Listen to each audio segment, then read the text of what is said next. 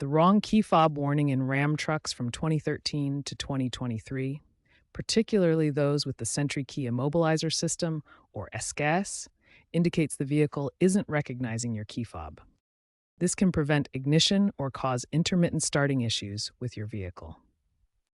Common causes include a dead or weak key fob battery, which is typically a CR2032 type, synchronization issues after a battery change or power outage, a faulty key fob or body control module, electromagnetic interference from nearby devices, or software glitches in the BCM or SCIM.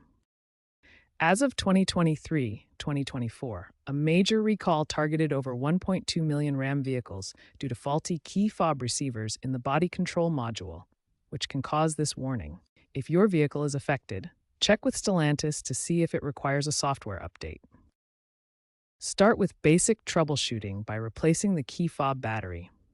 The battery typically lasts 1 to 3 years, and a weak signal can trigger the warning. If the warning persists, try cycling the ignition key 3 times quickly, off, on, off, within 10 seconds to reset the system. Reprogramming the key fob may be necessary.